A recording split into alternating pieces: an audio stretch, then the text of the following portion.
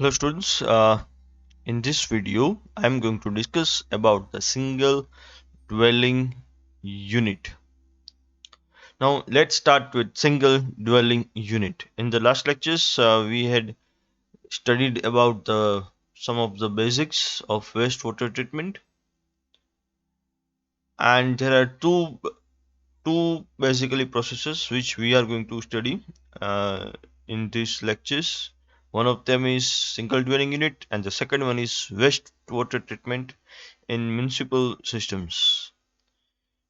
So in the case of single dwelling unit, the wastewater from the single dwelling unit is basically consists of domestic waste, which includes human excreta such as urine, feces, soapy material, food, waste paper, dirt, etc. The treatment and disposal of wastewater from such an individual unit can be accomplished by anaerobic digestion or by aerobic metabolism process. And one of the most common method used to accomplish this is the use of septic tank by an anaerobic digestion process.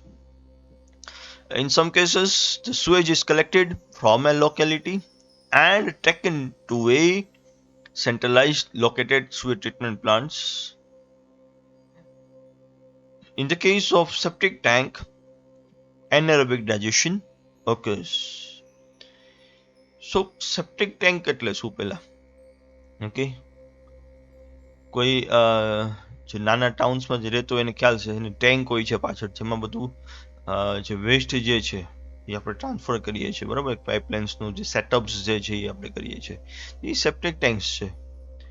So two provide satisfactory disposal of sewage from small buildings, institutes, hotels, etc., septic tanks have been adopted. The septic tank is sewage settling tank which retains the sewage that enters to it and decomposes it anaerobically. And these settled solids are called sludge. Now this is a diagram of a septic tank. Sewage જે છે એ અહીંથી enter થશે. મોટાભાગના જે solid particles જે છે જે first compartment છે એને જે નીચે નીચે ધીમે ધીમે સેટલ થઈ જશે. ઇન બિટવીન જે એનારોબિક પ્રોસેસ છે એ પણ કન્ટિન્યુ રહેશે, એરોબિક પ્રોસેસ જે છે એ પણ કન્ટિન્યુ રહેશે. બટ મેઇનલી સેપ્ટિક ટેન્કમાં જે એનેરોબિક ડાયજેશન જે સુએજનું થાય છે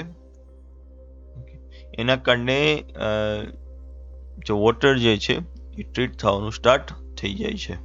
ઓકે, જે સ્કમ જે છે એ તમે જોઈ શકો છો અહીંયા ધીમે ધીમે એમાંથી એ જે છે પ્રોસેસમાં જે છે એ ફિલ્ટર આઉટ થાય છે.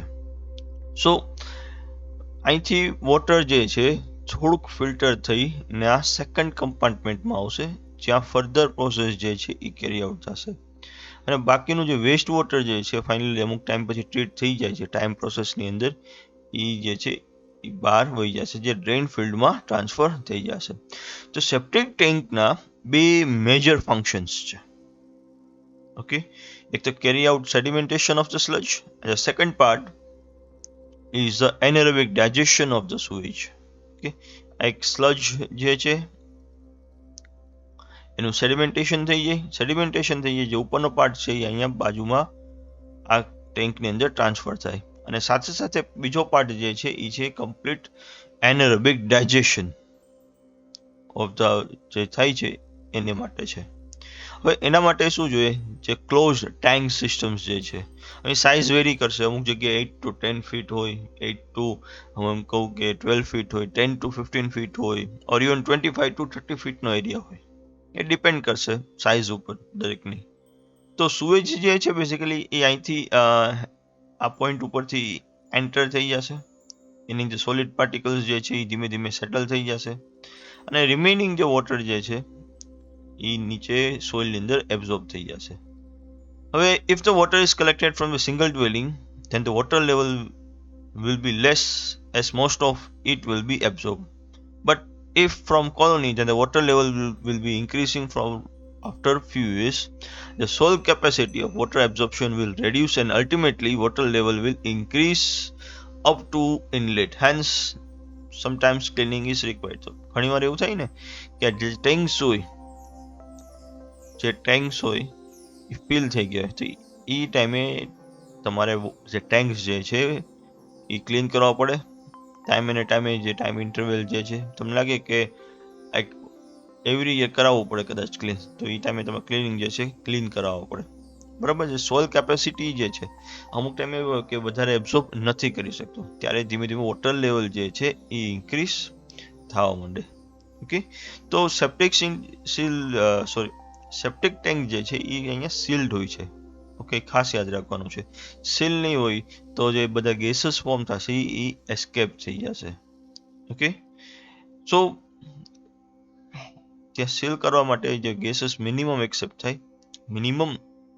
એસ્કેપ થાય એનું ખાસ ધ્યાનમાં રાખવાનું છે. સો ટેન્કર્સ જે છે અમુક ટાઈમે જ્યારે ફિલ અપ થઈ જાય છે ત્યારે સ્લજ જે છે, ઓકે, સ્લજ રિમૂવ કરી નાખે અને એ ફર્ધર જે છે aerobically as well as anaerobic digestion through એને ટ્રીટ કરી દઈએ છીએ આપણે. Okay, now how is microbiology involved in the process of septic tank? So basic mechanisms of biological treatment are the same for all treatment processes.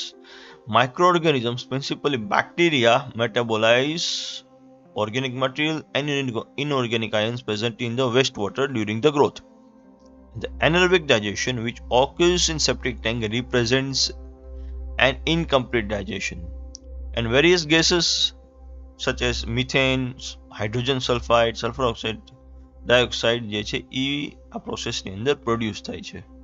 અને ધીમે ધીમે શું થશે, જે સ્લજ જે છે એ ડિકમ્પોઝ થવાનું સ્ટાર્ટ થઈ જશે, જ્યારે એ ઓક્સિજન ને એરોબિક બેક્ટેરિયાનું એને એક્સપોઝર મળે. Okay, this generally takes place in municipal sewage treatment plant or in the case of landfill. If either of these places is used to dispose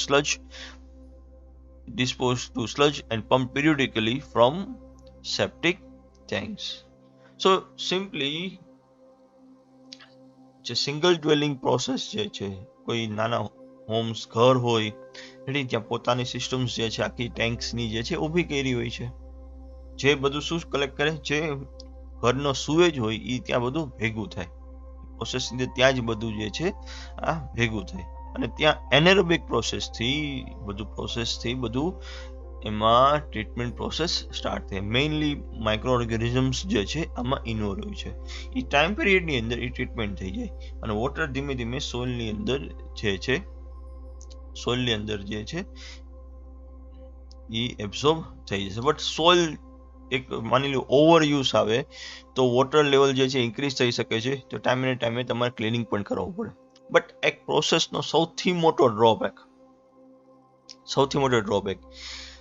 ground water કન્ટામિનેટ કરી શકે છે. જો ટાઈમે પ્રોપર ક્લિનિંગ ન થયું તો આ ગ્રાઉન્ડ વોટર કન્ટામિનેટ કરી શકે છે. ખાસ કરીને નાના સેન્ટર્સમાં અમુક જગ્યાએ અત્યારે ઓલરેડી આ પ્રોબ્લેમ જોવા મળે છે. ત્યાં હોય ને જે બોરનું પાણી હોય એની જે ફીણ આવવા માંડે અચાનક વધારે પડતા એની જે સ્મેલ આવવા માંડે, તો એ ઇન્ડિકેશન છે કે સુએજ જે છે એ ગમે ત્યાંથી ગ્રાઉન્ડ વોટરમાં એબ્ઝોર્બ થઈ ગયો છે અને ત્યાં મિક્સઅપ થઈ ગયું છે. ઓકે, કારણ કે ઓવર યુઝ ઓફ આપણે ડિટર્જન્ટ્સ કરતા હોય ને તો એની પણ અસર જે છે આપણે ગ્રાઉન્ડ વોટર લેવલમાં જોવા મળે છે. તો આ જ એનો સૌથી મોટો મેઇન ડ્રોબેક છે સિંગલ ડ્વેલિંગ યુનિટની, ખાસ કરીને septic ટેન્ક્સમાં. Okay, so in the next lecture we'll discuss about the wastewater treatment. In that case we are going to study about the municipal wastewater treatment and we'll cover basics in the next lecture.